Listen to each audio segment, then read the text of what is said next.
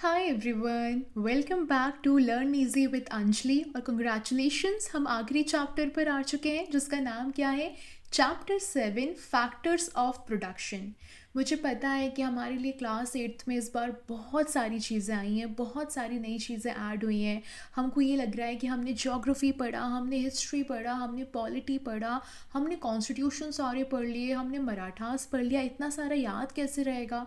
सब याद हो जाएगा, बस मल्टीपल टाइम्स रिवीजन करना है, ठीक है। और उसी प्रकार से जैसे अभी तक चैप्टर आपने 6 चैप्टर्स फिनिश कर लिए हैं ना, तो ऐसे अब चैप्टर 7 को हम फिनिश करेंगे जिसका नाम है फैक्टर्स ऑफ प्रोडक्शन। अब ये थोड़ा सुनने में लग रहा होगा कि यार इसका क्या मतलब हुआ, इसमें हम क्या करने वाले हैं? तो कुछ नहीं, इसको भी हम जैसे हमने बाकी चैप्टर्स करे हैं बहुत बहुत सरल भाषा में पढ़ने वाले हैं, ठीक है। चलो शुरू करते हैं। सामने आपको इमेज दिखाई दे रही है, सैटेलाइट एक उड़ रहा है, ओके। आपको सामने खेत दिखाई दे रहे हैं, आपको आपको यहाँ पर एक इमेज दिखाई दे रही है जहाँ पर दो लोग टेक्नोलॉजी के ऊपर बात करते हुए दिखाई दे रहे हैं। यहाँ पर ये जो इमेज है जिसको मैं अभी हाईलाइट कर रही हूँ, यहाँ पर जो चारा है उसको काटा जा रहा है मशीन के द्वारा, और यहाँ पर एक व्यक्ति है जो अपनी इंडस्ट्री में काम कर रहा है। तो कुछ हिंट हो रहा है, कुछ समझ में आ रहा है कि यहाँ पर किस फैक्टर की बात करी जा रही है। यहाँ पर फिर से कुछ लोग दिखाई दे रहे हैं, कुछ लोग अपना वुडन काम कर रहे हैं, कुछ लोग अपना यहाँ पर टेक्निकल काम कर रहे हैं, कुछ लोग यहाँ पर कपड़े सी रहे हैं, कुछ लोग यहाँ पर मशीन बना रहे हैं, कुछ लोग यहाँ पर कपड़ों पे काम कर रहे हैं। यानी कि एक तरीके से क्या है, ये सब ह्यूमन कैपिटल्स है। ह्यूमन कैपिटल क्या होता है, इंसान कैसे काम कर रहे हैं, तो उनका क्या इम्पोर्टेंस है, क्या महत्व है, बस यही चैप्टर 7 में हमको पढ़ना है जिसका नाम है फैक्टर्स ऑफ प्रोडक्शन। चलो समझते हैं, ठीक है। यहाँ पर हमारे पास कुछ बड़े सवाल हैं। अगेन जो हमारी एनसीईआरटी में हमेशा होता है, तो यहाँ पर हमें 3 सवालों पर बहुत काम करना है। पहला है कि प्रोडक्शन के क्या इंपॉर्टेंट फैक्टर्स होते हैं, यानी कि अगर मुझे कोई चीज़ बनानी है तो मुझे उसको बनाने में क्या क्या चीज़ें लगेंगी, that is factors of production. How are these factors interconnected, किस प्रकार से ये फैक्टर्स एक दूसरे से जुड़े हुए होते हैं। एंड तीसरा, what is the role of human capital in production and what are its facilitators। अगर मुझे कुछ प्रोड्यूस करना है, मुझे कुछ बनाना है, तो उसमें इंसानी कैपिटल का क्या महत्व है, यानी कि अगर मैं कुछ काम कर रही हूँ, कोई लेबर कुछ काम कर रही है, तो उनका क्या महत्व है, हमें ये समझना है, ठीक है। अब जरा इमेजिन करो, कभी तुमको लगा है कि क्लोथ्स हो गए, शूज़ हो गए, फ़ोन हो गए, फूड हो गया, ये सब तुम्हारे पास कैसे पहुंचता है, कैसे पहुंचता है, कभी सोचा है? तो पहले ये समझो कि मैम फैक्टर्स ऑफ प्रोडक्शन क्या होता है, पहले आप हमको ये समझा दो। तो what are factors of production? ऐसे रिसोर्सेज या ऐसे इनपुट्स जिनको इस्तेमाल किया जाता है गुड्स और सर्विसेज को बनाने के लिए या फिर प्रोड्यूस करने के लिए। एग्जाम्पल लेकर चलें, जैसे मान लो एक पिज़्ज़ा बनाना है, तो तुमको क्या क्या इंग्रेडिएंट चाहिए? तुमको एक ओवन चाहिए, ठीक है, तुमको एक ऑफकोर्स शेफ़ तो चाहिए, पिज़्ज़ा खुद तो जाके बन नहीं जाएगा, और एक प्लान चाहिए। और ये सारे क्या है, प्रोडक्शन है फैक्टर्स के। तो बेसिकली क्या होता है, जो बिजनेसेस होते हैं बड़े बड़े, वो इन सारे रिसोर्सेज को कंबाइन करते हैं ताकि वो एक अच्छी गुड, अच्छा सामान या फिर अच्छी सर्विसेज या फिर अच्छी जॉब्स को क्रिएट कर पाए। बट मैम ये बिज़नेस क्या है? ये बिज़नेस थोड़ा पता है हमको बिज़नेस क्या होता है, हमारे पापा बिजनेसमैन है, लेकिन अगर मैं इसको कहूँ कि सोशल की भाषा में एक्सप्लेन करो तो आप कैसे करोगे? तो बिज़नेस एक फर्म होता है, या फिर कोई शॉप होती है, या फिर कोई फैक्ट्री होती है जो कि बनाती है या फिर बेचती है किसी भी सामान को, या फिर वो आपको कोई सर्विस प्रोवाइड करती है। एग्जाम्पल जो आपकी बुक में दिया है वो ये है कि रत्ना एक रेस्टोरेंट चलाती है पॉज पॉइंट नाम का, ठीक है। उसने लोकेशन को चूज़ किया, उसने रेंटेड स्पेस को देखा कि वो रेंट पे क्या ले सकती है, उसने स्टाफ को हायर किया, उसने सामान खरीदा, इंग्रेडिएंट खरीदा, और अपने बिजनेस के लिए पूरी प्लानिंग करी ताकि वो सक्सीड हो चुके। तो अगर मैं अपने आसपास देखूं, हर दिन इकोनॉमिक एक्टिविटीज़ को देखूं, तो क्या कौन सा गुड्स और कौन सी सर्विसेज एक्चुअली में बनाई जा रही हैं या फिर प्रोवाइड करी जा रही हैं, देखो, अगर ग्रोसरी की बात होती है तो ये आपकी बुक का ही एग्जाम्पल है। ग्रोसरी की बात होती है तो नंबर है 13। अब गुड्स और सर्विसेज के लिए आपको क्या करना है, आपको फूड ग्रेन्स लगेंगे, आपको दूध लगेगा, आपको ब्रेड लगेगा, ठीक है, आपको ये चाहिए। लेकिन क्या क्या सामान इसके लिए ज़रूरी है, पैकेज्ड गुड होना चाहिए, हमारा स्टोरेज स्पेस हमारे पास होना चाहिए, तभी हम उसमें रख पाएंगे। अगर रेस्टोरेंट की दुकान होगी, फूड स्टॉल की दुकान होगी, मान लो 8 रेस्टोरेंट हैं, 8 फूड स्टॉल है मेरे घर के आसपास, तो वहाँ पर मुझे पका हुआ खाना मिलेगा, वहाँ पर मुझे स्नैक्स मिलेंगे, वहाँ पर मुझे बेवरेजेस मिलेंगे। तो वहाँ पर उनको क्या क्या इनपुट लगाना पड़ेगा, उनको बहुत सारा सामान चाहिए खाना बनाने के लिए, बहुत सारे बर्तन चाहिए, उनको एक कुक चाहिए या फिर हेल्पर चाहिए। फिर अगर मैं सब्जी वाले भैया के पास जाऊंगी, वेजिटेबल वेंडर्स के पास जाऊंगी, वो मेरे आसपास 15 हैं, उनसे मैं क्या क्या लूँगी, फ्रेश वेजिटेबल्स लूँगी और फ्रूट्स लूँगी। पर उसके लिए उनको क्या चाहिए, या तो वो सब्जियां ताज़ा ताज़ा होनी चाहिए, या फिर उनके लिए उनके पास एक स्टोरेज होना चाहिए जिसमें वो लोग उनको आराम से रख सकें। तो ताज़ी सब्जियां होनी चाहिए, उनके पास बास्केट्स होनी चाहिए बहुत सारी, और कार्ट और स्टॉल होना चाहिए। फिर आते हैं मोबाइल रिपेयर शॉप, वो उसका नंबर उनके आसपास 4 है। मोबाइल रिपेयर करवाना है मुझे, वहाँ पे एक्सेसरीज़ ख़रीदनी है, तो उनके पास टूल्स होने चाहिए, उसके स्पेयर पार्ट्स होने चाहिए, और उनके पास अच्छी स्किल होनी चाहिए ताकि वो मोबाइल को रिपेयर कर सके। फिर आता है सैलून या फिर पार्लर, वो मेरे घर के आसपास 3 है, तो वहाँ पे मैं हेयर कट करा सकती हूँ, वहाँ पर मैं ब्यूटी सर्विसेज ले सकती हूँ। लेकिन उसके लिए उनको क्या चाहिए, हेयर कट के लिए कैंची चाहिए, क्रीम्स चाहिए, वाटर चाहिए और इलेक्ट्रिसिटी चाहिए, ठीक है। चलो, अब यहाँ पर आपको हमेशा एक चीज़ याद रखनी है कि कोई भी आपसे बोले कि अगर मुझे कुछ प्रोड्यूस करना है तो उसके कितने फैक्टर्स होते हैं, तो आप बोलोगे हमेशा there are 4 main factors of production. Production के 4 मेन फैक्टर्स होते हैं। पहला होता है लैंड, ओके, फिर होता है लेबर, ओके, उसके अलावा होता है कैपिटल, और फिर होता है एंटरप्रेन्योरशिप। अब ये एंटरप्रेन्योरशिप क्या होता है ये हम बाद में सीखेंगे, ठीक है। तो आपका पहला सवाल तो यहीं से बनेगा, what are the 4 main factors of production, land, labour, capital, entrepreneurship. Land natural resources जिनका प्रोडक्शन में इस्तेमाल किया जाता है, जैसे सॉइल हो गया, वाटर हो गया, मिनरल्स हो गया। लेबर, लेबर जो ह्यूमन एफर्ट होता है, जैसे कि मैं कहीं जाके फिजिकली अपना काम कर रही हूँ, मेंटली पढ़ाने में काम कर रहे हैं, स्लाइड्स बनाने में काम कर रहे हैं, तो मैं क्या कर रही हूँ, मैं आपको गुड्स प्रोवाइड करा रही हूँ या मैं आपको सर्विसेज प्रोवाइड करा रही हूँ, तो मैं लेबर हो गई। फिर आता है कैपिटल। कैपिटल मतलब ऐसी चीज़ें जो मैन मेड हो, जैसे कि मुझे मान लो बाल काटने, तो मुझे कैंची चाहिए which is a man made tool, machine चाहिए, बिल्डिंग्स आपके पास होनी चाहिए ताकि मैं वहाँ पर अपना काम कर सकूँ, रेंटेड स्पेस ले सकूँ, मनी होना चाहिए ताकि मैं प्रोडक्शन में उसका इस्तेमाल कर सकूँ। एंड फिर लास्ट में आता है एंटरप्रेन्योरशिप, यानी कि मेरे पास एक ऐसी स्किल होनी चाहिए कि मेरे पास जो लैंड है, मेरे पास जो लेबर है, मेरे पास जो कैपिटल है, उसको मैं अच्छे से प्लान करके ऑर्गेनाइज कर सकूँ ताकि मैं अपना बिजनेस शुरू कर सकूं। समझ में आया? So land, labour, capital, entrepreneurship, technology help करता है ताकि हम और ज़्यादा अच्छे से चीज़ों को प्रोड्यूस कर सकें विथ सेम और फ्यूअर रिसोर्सेज, ठीक है। चलिए, तो क्या क्या हमने रिवाइज किया, फैक्टर्स ऑफ प्रोडक्शन, इनपुट्स या रिसोर्सेज जो मुझे ज़रूरत पड़ती है ताकि मैं नए नए गुड्स और नए नए सर्विसेज को प्रोड्यूस कर सकूं। 4 तरीके के होते हैं, लैंड होता है, लेबर होता है, कैपिटल होता है, एंटरप्रेन्योरशिप होता है। Technology is a facilitator. अगर मान लो मेरे पास कम रिसोर्सेज हैं, उन कम रिसोर्सेज में भी अगर मैं कुछ बड़ा कर पाऊँ तो वो टेक्नोलॉजी की वजह से कर पाऊँगी। एग्जाम्पल, रत्ना के रेस्टोरेंट ने कंबाइन किया सारे चारों फैक्टर्स को ताकि वो एक अच्छा टेस्टी फूड प्रोड्यूस कर सके। ओके, चलिए, अब हमारे पास चारों रिसोर्सेस में पहला रिसोर्स पढ़ने की बारी आ चुकी है, दैट इज़ लैंड। और अगर आपको पता हो कि लैंड क्या होता है, नेचुरल रिसोर्सेज होते हैं। और अगर चैप्टर 1 पढ़कर आए हो तो कमेंट में ज़रूर बताना कि नेचुरल रिसोर्सेज क्या होते हैं। तो आप ये बताओ मैम, इकोनॉमिक्स में लैंड का मतलब क्या होता है? देखो, लैंड का मतलब ये नहीं होता है कि सिर्फ मिट्टी है तो वो लैंड है, ओके सारे नेचुरल रिसोर्सेज, चाहे वो फॉरेस्ट हो, चाहे वो वाटर हो, चाहे वो एयर हो, चाहे वो सनलाइट हो, चाहे वो मिनरल्स हो, चाहे वो ऑयल हो, चाहे वो गैस हो, सब आपके नेचुरल रिसोर्सेज होते हैं। तो बिजनेसेस लैंड का इस्तेमाल कैसे करती हैं? या तो वो उनको खरीद लेंगी या फिर वो रेंट पे करेंगी। इसके बाद आता है लेबर। लेबर यानी कि हमारे ह्यूमन रिसोर्सेस हो गए, ठीक है, ह्यूमन रिसोर्सेस यानी कि इंसानों की बात करी जा रही है। तो लेबर होता है कि आपने सुना होगा ना कि वो देखो वहाँ पर लेबर काम कर रही है, वो देखो वहाँ पर लेबर काम कर रही है।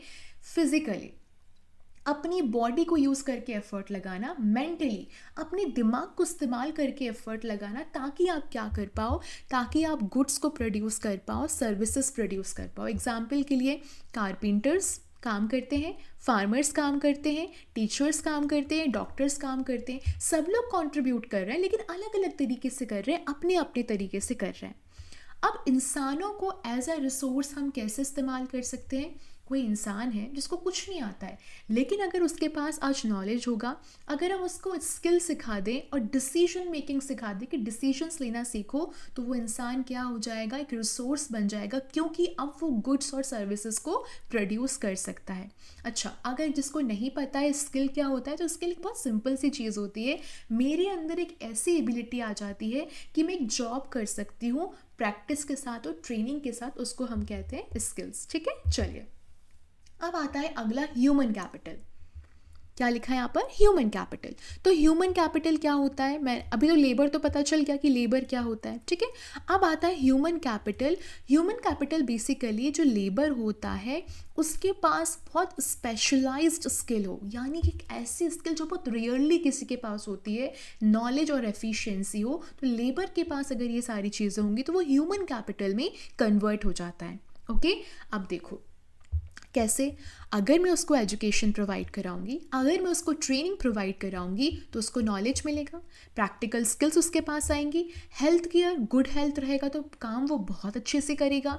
Social and cultural influences, hard work, quality, punctuality. Example, Japan का एक काइजन का आपने पढ़ा होगा, काइजन, ठीक है। काइजन ये बोलता है कि कंटिन्यूस इम्प्रूवमेंट होता रहता है ना, इंसानों में कंटिन्यूस इम्प्रूवमेंट होता रहता है। जैसे कि आज मैंने A फॉर एप्पल सीखा, कल मैंने B फॉर बॉल सीखा, फिर मैंने C फॉर कैट सीखा। आज आप चैप्टर 7 पढ़ रहे हो, पर क्या आप डायरेक्ट चैप्टर 7 पढ़ रहे हो? नहीं, इसके पहले आपने 6 चैप्टर्स देखे थे, यानी कि आपने कंटिन्यूस इम्प्रूव किया, इम्प्रूव करते गए करते गए करते गए, तभी तो आज आप यहाँ तक पहुँचे हो। जर्मनी में कहता है high quality industrial output. Germany ये कहता है कि ह्यूमन कैपिटल एक बहुत अच्छी चीज़ होती है, यानी कि मुझे हाई क्वालिटी का आउटपुट देने वाली चीज़ क्या हो जाती है? ह्यूमन कैपिटल होती है। तो हमेशा याद रखना, human capital, knowledge, skills, health of people. Okay, strong human capital, बहुत प्रोडक्टिव वर्कर्स होने चाहिए, तो आपकी इकोनॉमी बहुत अच्छी होगी। इसमें क्या क्या इंक्लूड रहेगा? आपकी शिक्षा, आपका एजुकेशन, आपकी ट्रेनिंग, आपका हेल्थ केयर, आपका कल्चर और आपके स्किल्स, ठीक है। अब बारी आती है एजुकेशन की और ट्रेनिंग की। एजुकेशन मैंने आपको बताया था, अगर मुझे ह्यूमन कैपिटल जनरेट करना है तो वहाँ पर एजुकेशन बहुत ज़रूरी है, वहाँ पर ट्रेनिंग बहुत ज़रूरी है। तो एजुकेशन इज़ बेसिकली ज्ञान, नॉलेज, ये हमारी शक्ति है। एजुकेशन हमारी मदद करती है हमारे नॉलेज को बढ़ाने में, हमारी स्किल्स को बढ़ाने में। एग्जाम्पल, अगर जो सिविल इंजीनियरिंग स्टूडेंट रहता है, अगर वो कुछ सीखेगा नहीं तो कैसे वो फ्यूचर में रोड बनाएगा, कैसे वो फ्यूचर में पुल बनाएगा, ब्रिजेस बनाएगा। तो चैलेंजेस क्या हैं? उनको बहुत ड्यूरेबल, बहुत मजबूत, बहुत कॉस्ट एफिशिएंट, कि हाँ पैसा भी ज़्यादा ना लगे और इको फ्रेंडली सोल्यूशंस फाइंड करने होते हैं। तो क्या वो बिना नॉलेज के, बिना स्किल के कर पाएंगे? नहीं, वो नहीं कर पाएंगे, ठीक है। और ट्रेनिंग किस लिए होती है? ट्रेनिंग प्रैक्टिस को बहुत परफेक्ट बनाती है। ट्रेनिंग का मतलब बेसिकली होता है कि जो मुझे जॉब करनी है वो प्रैक्टिकल स्किल सीखने के लिए मुझे बहुत कुछ मेहनत करनी पड़ेगी, यानी कि एजुकेशन लेना पड़ेगा बट प्रैक्टिकल रूप में, ठीक है, थ्योरी के रूप में नहीं, प्रैक्टिकल के रूप में। एग्जाम्पल, जैसे मान लो सिविल इंजीनियर को ये तो पता है कि उसने पूरी थ्योरी पढ़ ली, लेकिन वो कंस्ट्रक्शन साइट्स को उसको ऑब्जर्व भी तो करना पड़ेगा ना कि अच्छा कैसे काम हो रहा है, उसको मटेरियल्स को टेस्ट करना पड़ेगा ना, उसको सेफ्टी प्रोसीजर्स पूरे समझने पड़ेंगे ना प्रैक्टिकली। तो यानी कि इसका मतलब क्या हो गया कि उसने थ्योरी में एजुकेशन भी कर लिया और प्रैक्टिकली ट्रेनिंग भी कर ली। तो हाईलाइट क्या निकला, एजुकेशन प्लस ट्रेनिंग क्या होता है, आपके करियर को बहुत एक्सेल करता है, यानी कि एकदम ऊंचाई पर लेकर जाता है। ठीक है, उसके बाद आता है ह्यूमन कैपिटल के लिए हेल्थ केयर। हेल्थ केयर मतलब मेरी बॉडी बहुत स्ट्रांग होनी चाहिए, तो मेरा स्ट्रांग माइंड भी होना चाहिए। गुड हेल्थ का मतलब होता है अगर मेरी हेल्थ बहुत अच्छी रहेगी तो मैं अच्छा सीख पाऊंगी, मेरी प्रोडक्टिविटी बहुत बढ़ेगी। हेल्दी वर्कर्स कोई भी काम ज़्यादा करते हैं, तेजी से करते हैं, क्रिएटिव सोल्यूशंस के साथ करते हैं।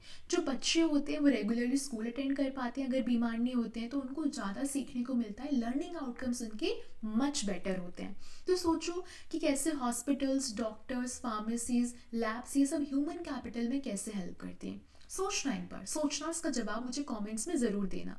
तो अच्छा हाँ, यहाँ पे कुछ कीवर्ड्स हैं। कॉग्निटिव, कॉग्निटिव एबिलिटी एक एबिलिटी होती है जिसका लोग आजकल बहुत बोलते हैं कि एआई का इस्तेमाल ज़्यादा मत करो, कॉग्निटिव एबिलिटी खो दोगी। तो बेसिकली ये ऐसी प्रोसेस होती है जहाँ पर आप कुछ ना कुछ सीख रहे होते हो, कुछ ना कुछ समझ रहे होते हो। और प्रोडक्टिविटी का मतलब क्या होता है, एक ऐसी एबिलिटी जो मुझे एक पर्टिकुलर टाइम पीरियड में ज़्यादा आउटपुट निकाल कर देती है, दैट इज प्रोडक्टिविटी। ठीक है, ज़्यादा या फिर देती है, मतलब आउटपुट निकाल कर देती है। ठीक है, चलिए अब आता है सोशल एंड कल्चरल इन्फ्लुएंसेस।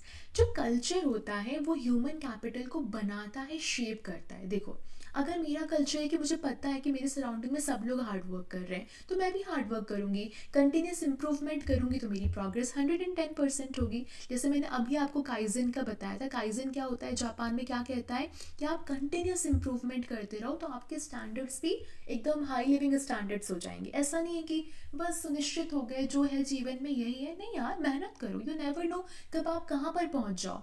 ऐसे जर्मन वर्क एथिक में पंक्चुअलिटी, क्वालिटी और attention to detail global industrial leaders को पैदा करते हैं। ठीक है, तो ये बेसिकली क्या कहता है कि देखो आपकी सराउंडिंग बहुत मैटर करती है। पर सवाल ये है कि ह्यूमन कैपिटल के लिए चैलेंजेस क्या हैं, गैप्स कहाँ पर हैं। अगर लिटरेसी रेट की बात करें 2023 की, 24-25 का डेटा नहीं है, 2023 का डेटा है जो आपकी एनसीईआरटी में दिया हुआ है। ठीक है, तो मेल्स की अगर बात करें तो मेल्स 85% पढ़े लिखे हैं, फीमेल 70%। अगर इश्यूज़ की बात करें तो स्किल्स की बहुत कमी है हमारे इंडिया में। जो बिजनेसेस हैं वो उनको इतनी प्रॉब्लम्स हो रही है क्योंकि उनको वर्कर्स नहीं मिल रहे हैं बहुत अच्छे। तो फैक्ट क्या है, 65% ऑफ इंडिया की पॉपुलेशन आज 35 ईयर्स से नीचे है। Demographic dividend, young skilled workforce, economic growth potential. Basically यहाँ पे ये हो रहा है कि देखो अगर हमारे पास यूथ ज़्यादा है, लोग बहुत ज़्यादा हैं, लेकिन स्किल्ड नहीं है।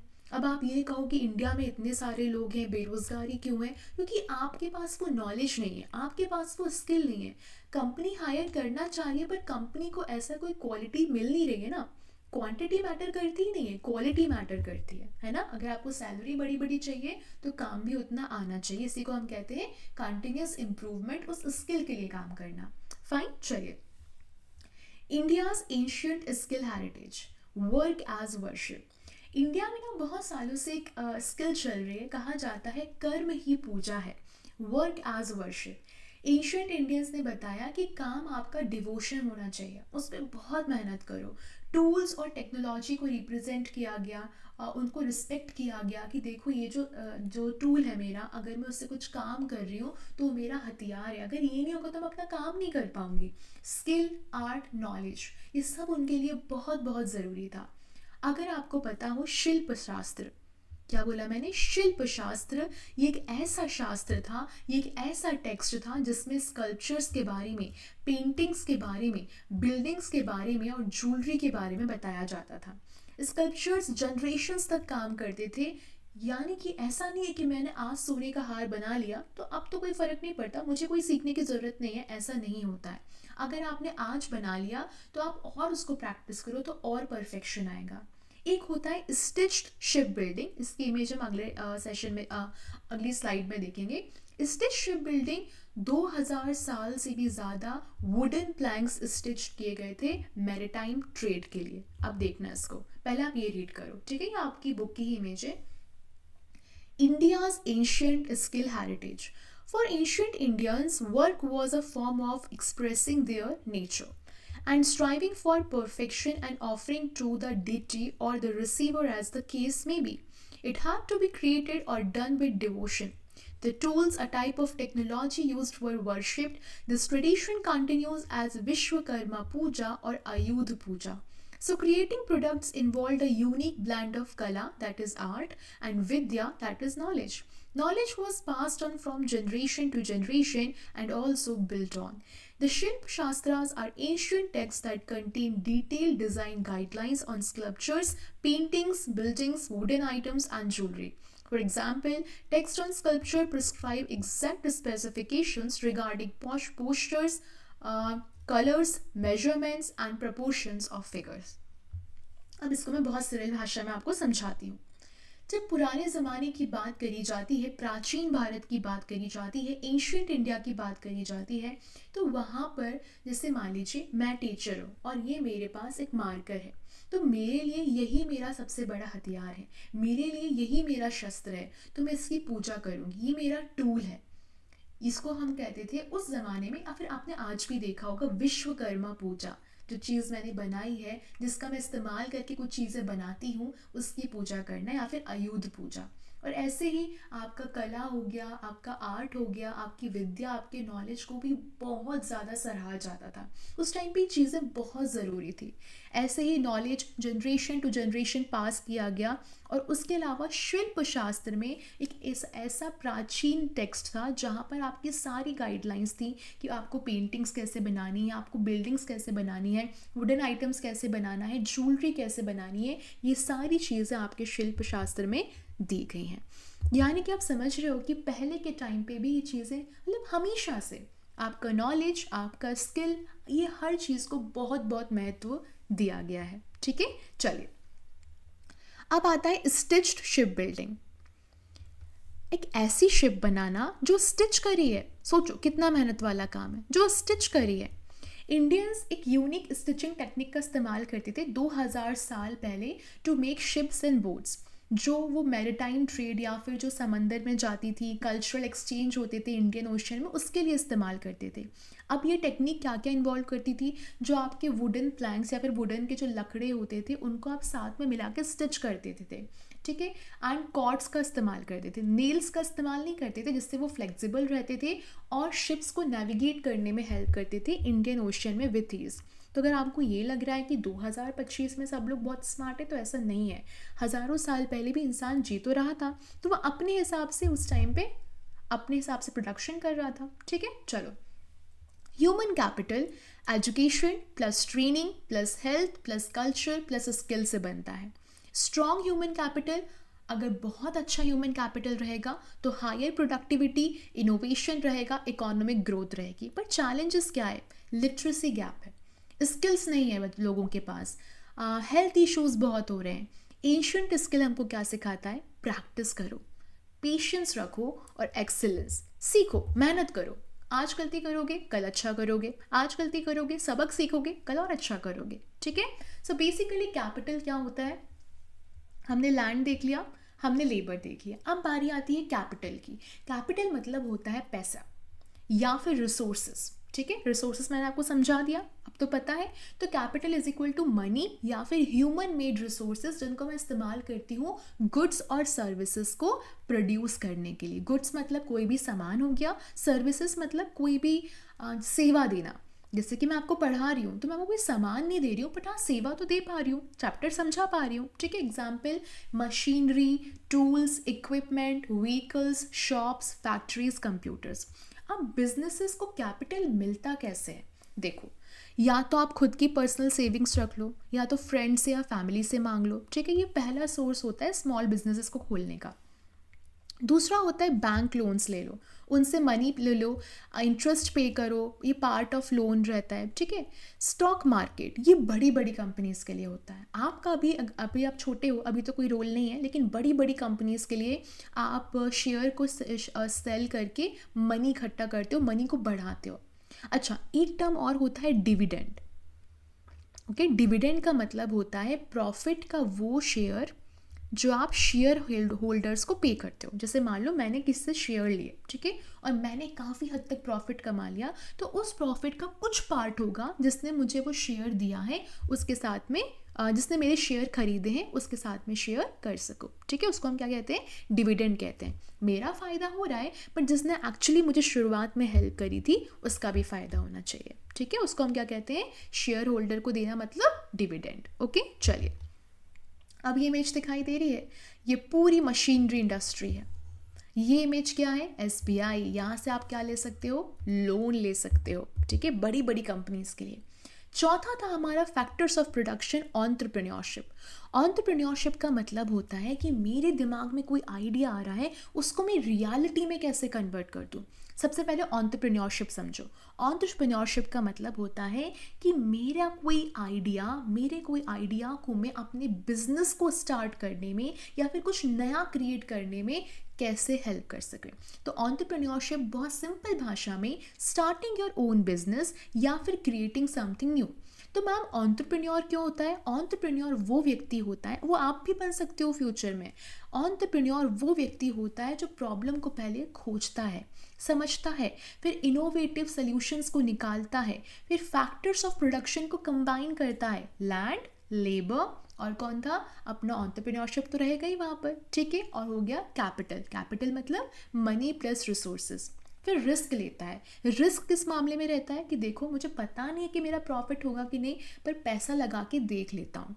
मुझे पता नहीं है मेरा आगे क्या होने वाला है, पर समय लगा के देख लेता हूँ। मेक्स की बिजनेस डिसीजंस एंड सोसाइटी को कंट्रीब्यूट करता है, ठीक है। चलो अब यहाँ पर देखो कितने छोटे छोटे लेवल पे भी एंटरप्रेन्योर्स होते हैं, जैसे कि यहाँ पर आंटी बैम्बू की चीज़ें बना रही हैं, ठीक है। यहाँ पर फूड प्रोसेसिंग हो रही है, ये थोड़ी बड़ी इंडस्ट्री है। यहाँ पर पॉटरी प्रोडक्ट्स मिल रहे हैं दिल्ली में, कोई ना कोई तो बनाता ही होगा, किसी ना किसी ने शुरू तो किया ही होगा। और ये है पेट्रोकेमिकल प्लांट। तो ऐसा कुछ नहीं कि कोई चीज़ बड़ी है कोई चीज़ छोटी है, बट हाँ एक चीज़ याद रखना, अगर फैक्टर्स ऑफ प्रोडक्शन नहीं होंगे तो कुछ भी नहीं चल पाएगा। चारों चीज़ें ज़रूरी है। अगर मुझे कुछ भी क्रिएट करना है, कुछ भी लाइफ में क्रिएट करना है, if I want to produce any good or service, then what I need 4 factors, that is land, labour, labour के अंदर ही ह्यूमन कैपिटल आता है, यानी कि ऐसी लेबर जो क्या हो जाती है, स्किल्ड हो जाती है, नॉलेज हो जाता है जिसके पास। फिर आता है कैपिटल, यानी कि क्या हो गया, पैसा हो गया और रिसोर्सेस हो गया। एंड फिर क्या हो गया हमारे पास, एंटरप्रेन्योरशिप, जो रिस्क लेना जानता है, बस, ठीक है। और रिस्क ऐसा नहीं कि बैठ के कुछ भी रिस्क ले लिया, नहीं, रिस्क ऐसा लेना कि ठीक है आज मैं ये चीज़ लूँगा, कल मेरा प्रॉफिट होगा या लॉस होगा वो बात की बात है, बट हाँ आज मुझे अपने आइडिया को रियलिटी में कन्वर्ट करना ही होगा। जैसे जोमेटो इसका सबसे बड़ा एग्जाम्पल है, ठीक है, ओला कैब हो गया, ये सारी चीज़ें। तो एंटरप्रेन्योर क्या क्या टास्क परफॉर्म करता है एक बार देख लेते हैं। वो सबसे पहले प्रॉब्लम को आइडेंटिफाई करता है, ठीक है, एंड कोशिश करता है कि अपने किसी इनोवेटिव सोल्यूशन से उसका सोल्यूशन निकालने की कोशिश करे। फिर वो रिस्क लेता है। रिस्क कैसे, उस पर पैसा लगा के, उस पर टाइम लगा के। फिर वो बहुत इंपॉर्टेंट डिसीजंस लेता है ऑपरेशन के बारे में, कैसे फंक्शनिंग होगी उसके बिजनेस की, उसके बारे में। फिर वो सारे फैक्टर्स ऑफ प्रोडक्शन को कंबाइन करता है। अब तक तो रट गए होंगे, कितने होते हैं, 4, ओके। एंड देन कंट्रीब्यूट करता है वेलफेयर ऑफ सोसाइटी अपने इनोवेशन से। अब क्या सब सक्सेसफुल हो जाते हैं, तो ऐसा नहीं होता है। कुछ लोग रिस्क लेते हैं, चीज़ें पिट जाती हैं, बट वो फिर से रिस्क लेते हैं। तो हाँ आप रिस्क लेना, ऐसा नहीं कि आप हर बार रिस्क ही ले रहे हैं, बट हाँ अपनी गलतियों से सीखो भी। अगर मान लो कभी किसी बात पे हार रहे हैं, कुछ चीज़ें नहीं मिल रही, तो इट्स रियली ओके, ठीक है। चलो तो स्टार्टअप क्या होता है, young entrepreneurs venture, limited resources, rapid growth and expansion और टेक्नोलॉजी ड्रिवन। टेक्नोलॉजी का तो बहुत इंपॉर्टेंट रोल होता ही है। तो अगर जिसको स्टार्टअप नहीं पता उसको इतना याद रखना है कि एक एंटरप्रेन्योर का वेंचर होता है, लेकिन बहुत बेसिक तरीके से होता है। एक एंटरप्रेन्योर अपना स्टार्टअप खड़ा करता है जिसका कोई इतना बड़ा नाम नहीं है, बस जस्ट अभी शुरू हुआ है। उसके पास रिसोर्सेज भी बहुत लिमिटेड रहते हैं कि ठीक है जैसे आप लोग मेरे चैनल पर आए, मैंने अपना चैनल 2 लोगों के साथ मिलकर शुरू किया, ठीक है। तो क्या हुआ, अभी हमारा स्टार्टअप है, धीरे धीरे हम बड़ा करेंगे, हमारा भी स्मार्ट बोर्ड आएगा, हम आपको और अच्छी क्वालिटी देंगे, और डबल मेहनत करेंगे। जितनी अभी मैं खुद से पूरी स्लाइड्स बनाती हूँ, सारी चीज़ें करती हूँ, तो इसमें क्या है, अकेला एक व्यक्ति पूरी मेहनत कर रहा है। जो बड़े बड़े इंस्टीट्यूशंस रहते हैं वहाँ पर आप ऑलरेडी 10-15 लोगों को हायर करके बैठे रहते हो, ठीक है। तो इसका ग्रोथ और एक्सपेंशन रैपिडली होता है और टेक्नोलॉजी ड्रिवन होता है, ठीक है। अब देखो, अगर आपको ये लगता है कि एंटरप्रेन्योर बनना आसान है, नहीं है, तो समझो हमारा एक रोल मॉडल है एंटरप्रेन्योर के जो बहुत फेमस है, जिनका नाम है JRD टाटा। इनके सपने बहुत बड़े थे, सोसाइटी को सर्व करना था। पैदा हुए थे 1904 में ये टाटा ग्रुप के हेड। ठीक है, इन्होंने टाटा एयरलाइंस को शुरू किया 1932 में, जो बाद में एयर इंडिया बना। अपने बिजनेस को एक्सपैंड किया स्टील के लिए, कार्स के लिए, पावर के लिए, केमिकल्स के लिए। और उन्होंने ये कहा कि देखो, बिजनेस बनाना कोई बड़ी बात नहीं है, लेकिन सोसाइटी की हेल्प करना बहुत बड़ी बात है। उन्होंने वर्कर्स के वेलफेयर पे काम किया, उन्होंने हमेशा अपनी कंडीशंस को अच्छा रखा। इन्हें भारत रत्न मिला 1992 में। तो लेसन्स क्या है यंग एंटरप्रेन्योर्स के लिए? नॉलेज प्लस हार्डवर्क आपके रियल प्रॉब्लम्स को सॉल्व करती है। प्रॉफिट हमेशा एक मोटिवेशन नहीं होता है, आपके अच्छे काम भी मैटर करते हैं। अच्छा हाँ, एक और चीज़, अगर आपको बहुत अच्छा एंटरप्रेन्योर बनना है तो आपका विजन, आपकी सोच, आपके दूरदर्शी होने चाहिए कि दूर का सोचो कि मैं कैसे दूसरों की मदद कर सकता हूँ, कैसे दूसरों की मदद कर सकती हूँ। आपको ऑनेस्ट रहना है, आपकी नीयत अच्छी होनी चाहिए, रिस्क लेना आना चाहिए और डिसीजंस आपको लेने आने चाहिए। ज़रूरी नहीं है कि डिसीजन हमेशा सही हो, बट हाँ, अगर गलत भी हो रहे हैं तो कोई बात नहीं, आप उससे आगे सीखोगे ही। ठीक है, चलिए। अब आप ये बोल रहे हो मैम कि ये सारी चार चीज़ें अगर इकट्ठी हो गई सब कुछ हो जाएगा, कोई दिक्कत ही नहीं है। नहीं, चार आपके फैक्टर्स ऑफ प्रोडक्शन हैं, लेकिन अगर टेक्नोलॉजी नहीं रहेगी तो फिर तो कुछ नहीं होगा। इसलिए आपको टेक्नोलॉजी की बहुत ज़रूरत है। टेक्नोलॉजी क्या होता है? आप अपने साइंटिफिक नॉलेज का इस्तेमाल कर रहे हो ताकि आपका जीवन, आपका काम आसान हो जाए। That is technology. एग्जाम्पल, एक कैमरा क्या करता है? लाइट को डिजिटल इमेजेस में कन्वर्ट कर देता है। ठीक है, अगर मैं पुरानी टेक्नोलॉजी की बात करूँ तो वहाँ पर पुलीज और व्हील बैरोज का इस्तेमाल किया जाता था। न्यू टेक्नोलॉजी में अब तो रोबोट्स का ज़माना आ गया है, अब ड्रोन्स का ज़माना आ गया है, GPS का ज़माना आ गया है, UPI का ज़माना आ गया है। फास्टर है, ईजियर है, स्मार्टर वर्क है इनका। ठीक है, देखो, ये पुराने टाइम पे व्हील बैरो का इस्तेमाल करते थे कंस्ट्रक्शन साइट पे, ये पुलिस का इस्तेमाल किया जा रहा है बोट्स पे। ज़माना बदल रहा है। ठीक है, अब देखो, टेक्नोलॉजी लोगों को जोड़ रही है, कनेक्ट कर रही है। Learning and working with technology, government platforms जैसे कि स्वयं हो गया, ये स्टूडेंट्स को हेल्प करता है ताकि वो ऑनलाइन फ्री सीख सकें। सोचो, सरकार आपके लिए कितना कर रही है। आप इस चैनल पर आए हो, आप क्या कर रहे हो? टेक्नोलॉजी के माध्यम से ही जुड़ रहे हो। आप यहाँ पर फ्री चैप्टर 7 पढ़ पा रहे हो। ठीक है, रोबोटिक्स पे कोर्सेज किए जाते हैं, एक्वाकल्चर पे कोर्सेज किए जाते हैं, टेक्सटाइल प्रिंटिंग करी जाती है। आप कहीं पे भी किसी भी वक्त सीख सकते हो MOOCs के थ्रू।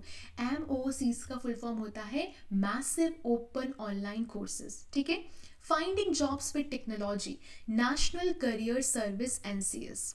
ये आप हमेशा याद रखना, अगर आपको ऐसी जॉब चाहिए जो आपको चाहिए कि हाँ सब बढ़िया हो, मुझे मिल जाए, तो इसके लिए नेशनल करियर सर्विस, यह आपको जॉब ढूंढने में मदद करती है पूरे इंडिया में। ओके, टैग क्या करता है? आपके जोग्राफिकल बैरियर्स को रिमूव कर देता है। जैसे कि मान लो मैं रहती हूँ कहीं नॉर्थ साइड और आप कहीं रहते हो साउथ में इंडिया में, then how we will connect? अगर आपको पढ़ना है तो मैं कैसे पढ़ाऊँगी? हम कैसे पढ़ रहे हैं? टेक्नोलॉजी के माध्यम से पढ़ रहे हैं। आप अपने घर से पढ़ रहे हो, मैं अपने स्टूडियो से पढ़ा पा रही हूँ आपको, तो हम कैसे कर पा रहे हैं? टेक्नोलॉजी से कनेक्ट हो पा रहे हैं ना। आप मुझे अच्छे से जानते हो ना मैं आपको अच्छे से अभी जानती हूँ, पहली बार मिल रहे हैं। अगर इसके पहले 6 चैप्टर में मिल चुका है तो अभी तक तो मुझे जान गए होगी। लेकिन बस मैं ये बताने की कोशिश कर रही हूँ कि टेक्नोलॉजी हमारे जोग्राफिकल बैरियर्स को ख़त्म कर देती है। फ़र्क नहीं पड़ता कोई दिल्ली में रह रहा है, कोई ग्वालियर में रह रहा है, कोई साउथ तमिलनाडु में रह रहा है, कोई कहीं भी रह रहा है, कोई फ़र्क नहीं पड़ता, हम सब कनेक्ट हो सकते हैं। ओके, अगर आपको और इन्फो चाहिए उसके लिए वेबसाइट लिंक दी गई है swayam.gov.in और ncs.gov.in। ठीक है, अब ये बताओ मैम कि फैक्टर्स ऑफ प्रोडक्शन कनेक्टेड कैसे एक दूसरे से? तो देखो, लैंड हो गया, लेबर हो गया, कैपिटल हो गया, एंटरप्रेन्योरशिप हो गया, टेक्नोलॉजी हो गया, ये एक्चुअली सब साथ में काम करता है। अगर आपको लगता है कि कोई भी एक चीज़ मिस हो जाए कोई फ़र्क नहीं पड़ेगा, तो ध्यान रखना बहुत फ़र्क पड़ेगा।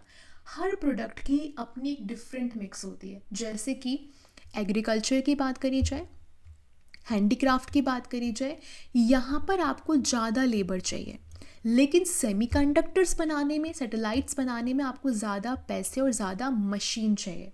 तो हाँ, ये हो सकता है कि सबकी अपनी अपनी नीड हो सकती है, लेकिन चीज़ चारों ही चाहिए रहेंगी। एग्जाम्पल, 3D प्रिंटिंग ने क्या किया, टेक्सटाइल आर्ट को ऊंचाई पे पहुंचा दिया। मशीन ने क्या किया, मैनुअल वर्क जो फार्मिंग में होता है उसको थोड़ा कम कर दिया। तो चीज़ें ऊपर नीचे तो हो रही हैं, आप ये नहीं कह सकते कि चारों की बराबर ज़रूरत पड़ेगी, नहीं, कहीं पर ज़्यादा कहीं पर कम। ठीक है, अब एक टर्म निकल कर आता है सप्लाई चेन। चेन क्या होती है, किसी चीज़ को किसी से जोड़ने की कोशिश करना। तो ऐसी सप्लाई चेन का मतलब होता है एक ऐसा नेटवर्क बनाना जहाँ पे लोग भी होंगे, जहाँ पे मशीन भी होगी, जहाँ पे रिसोर्सेस भी होंगे। लेकिन अगर सप्लाई चेन टूट गई, मान लो लोग ही नहीं रहे, तो मशीन रिसोर्सेस कुछ नहीं कर पाएंगे। रिसोर्सेस नहीं रहे तो मशीन और लोग क्या करेंगे, आपको तो रिसोर्स का इस्तेमाल करना है। अगर मशीन नहीं रही तो इंसान रिसोर्सेस का अच्छे से इस्तेमाल नहीं कर पाएंगे। और ये चीज़ कोविड-19 के टाइम हुई थी, जब बहुत सारा प्रोडक्शन रुक गया था क्योंकि सप्लाई चेन टूट गई थी। ठीक है, अब देखो, अगर मुझे मोबाइल फ़ोन बनाना है तो मैं क्या करूँगी, सबसे पहले रिसर्च एंड डेवलपमेंट टीम क्या करेगी, नए नए फीचर्स को कॉन्सेप्चुलाइज करेगी कि हाँ ये फीचर्स हम डाल सकते हैं।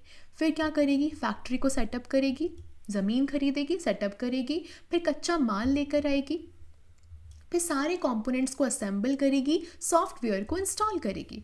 उसके बाद फ़ोन की टेस्टिंग होगी, फंक्शनैलिटी कैसी है, क्वालिटी कैसी है, परफॉर्मेंस अच्छी है कि नहीं है, और फिर उसका बहुत तेज़ी से मास प्रोडक्शन होगा, एक साथ बल्क में खूब सारा प्रोडक्शन होगा, और फिर पैकेजिंग करा दी जाएगी। एंड इसके बाद रिटेल स्टोर्स जहाँ पर बेचा जाता है वहाँ पर पहुँचा दिया जाएगा और द एंड हो जाएगा। यानी कि यहाँ पर मुझे रिसोर्सेस लगे, मुझे ह्यूमन कैपिटल लगा, बिल्कुल लगा, मुझे मशीन लगी, बिल्कुल लगी, पर लैंड लगी, बिल्कुल लगी। अगर लैंड नहीं होती तो मैं अपनी इंडस्ट्री कहाँ पर खड़ी करती।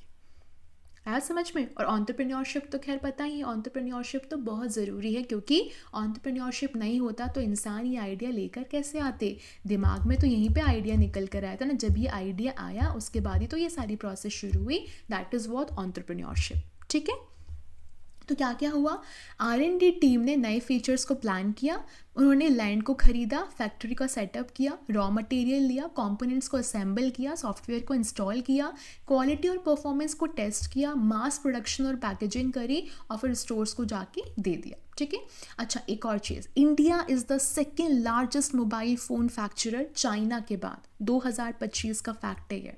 ठीक है, तो यहाँ का हाईलाइट क्या निकला, ह्यूमन एफर्ट हर स्टेप पे ज़रूरी है। इंजीनियर्स हों, डिज़ाइनर्स हों, मैनेजर्स हों, वर्कर्स हों, और चाहे एंटरप्रेन्योर्स हों। ठीक है, ये इमेज किस चीज़ की है, रिसाइकिल कर रहे हैं इंडस्ट्रियल वेस्ट वाटर को वाटर बॉडीज़ में भेजने से पहले, यहाँ पर रिसाइकल्ड प्रोडक्ट्स का यूज़ कर रहे हैं एज इनपुट्स। ठीक है, चलिए अब कुछ चीज़ें जो हमारे जहन में होने चाहिए। अभी तो हम छोटे हैं 8th क्लास में, लेकिन आगे फ्यूचर में अगर आपका दिमाग चलता है कि हाँ हमें कुछ बड़ा करना है, कुछ एंटरप्रेन्योरशिप ही करना है, एंटरप्रेन्योर ही बनना है, तो कुछ रिस्पॉन्सिबिलिटीज़ होंगी आपकी बिजनेस की। सबसे पहले आपको सब कुछ फेयरली करना है, सेफ कंडीशंस के साथ करना है, एक्सप्लॉइट नहीं करना है रिसोर्सेज को, लोगों को, कुछ किसी को परेशान नहीं करना है। स्किल डेवलपमेंट होना बहुत ज़रूरी है, कंटिन्यूस ट्रेनिंग करते रहो, हर दिन कुछ नया सीखते रहो। एंड वर्क प्लेस राइट्स, ऐसा नहीं है किसी को आप परेशान कर रहे हो, हेल्थ का ध्यान नहीं रख रहे हो, उनको छुट्टियाँ नहीं दे रहे हो, ये सब चीज़ों का ध्यान आपको रखना है। अगर सोसाइटी की बात करें तो CSR, कॉरपोरेट सोशल रिस्पॉन्सिबिलिटी, ये कम्युनिटीज़ को हेल्प करना, पोल्यूशन को रिड्यूस करना और एजुकेशन और हेल्थ को सपोर्ट करती है। इंडिया का CSR लॉ 2014 में आया था, इसने ये कहा था कि कंपनीज़ को 2% का जो प्रॉफिट होता है वो एटलीस्ट सोशल वेलफेयर के लिए खर्च करना चाहिए। यानी कि आपने जितना भी कमाया है, जितना भी प्रॉफिट आपको मिला है कंपनी को, उसका 2% लोगों की हेल्प के लिए करो। तो इंडिया क्या है, India is the first country जिसने CSR स्पेंडिंग को मैंडेटरी बनाया था। हमेशा याद रखना, 2% ऑफ प्रॉफिट। तो बेसिकली हमारा फाइनल रिकैप क्या निकल कर आता है, फैक्टर्स ऑफ प्रोडक्शन का land, labour, capital, entrepreneurship, technology सब साथ में काम करते हैं। Human capital knowledge plus skill plus health plus experience होता है। टेक्नोलॉजी एफिशिएंसी और लर्निंग को इम्प्रूव करती है। Sustainable use of resources ensure करते हैं आपकी फ्यूचर सेफ्टी को। समझ में आया? तो क्या ये डिफ़िकल्ट था? बिल्कुल नहीं। चैप्टर 7 बेसिकली आपको ये सिखाना चाहता है कि प्लीज़ प्लीज़ प्लीज़ 4 फैक्टर्स को याद रखना, और वो चारों फैक्टर्स को इस तरीके से याद रखना कि कल को अगर आप भी कुछ बनते हो तो वो आपको बिल्कुल याद रहे। इसके अलावा क्या ये चारों फैक्टर बिना टेक्नोलॉजी के चलेंगे? नहीं, टेक्नोलॉजी तो बहुत बहुत बहुत ज़रूरी है। जैसे कि एंशियंट इंडिया में आयुध पूजा विश्वकर्मा पूजा था, ठीक है, शिल्प शास्त्र में सारी चीज़ें दी गई हैं, उसी प्रकार से स्किल्स भी बहुत बहुत बहुत ज़रूरी है। एंड गुड न्यूज़ ये है कि हमारा चैप्टर 7 ख़त्म हो गया है, और इस प्रकार से हमारा सोशल क्लास 8 का ख़त्म होता है। आई होप आपके लिए जर्नी बहुत ईजी रही होगी। आपको कुछ भी डाउट होता है, आपकी कुछ और रिक्वायरमेंट है, प्लीज़ बिंदास बताइए कि मैम हमको ये चीज़ चाहिए। हम लाइव भी कर सकते हैं, हम लाइव भी पढ़ सकते हैं अगर आपको चाहिए। आपकी जो रिक्वायरमेंट है, आप कुछ चाहते हो क्वेश्चन आंसर करना, कोई दूसरे सब्जेक्ट की आपकी रिक्वायरमेंट है, हम बिल्कुल उस पर काम करेंगे। लाइक करिए, शेयर करिए, सब्सक्राइब करिए।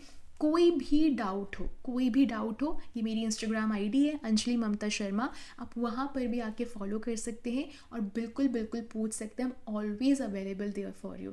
ओके, तो कमेंट करो, लेकिन हाँ सबसे इम्पॉर्टेंट पढ़ाई करो, टेंशन नहीं लेना है, खुश रहना है, मस्त रहना है, बिंदास रहना है, और बस इतना, मुस्कुराते रहो। Bye bye, take care, thank you so much.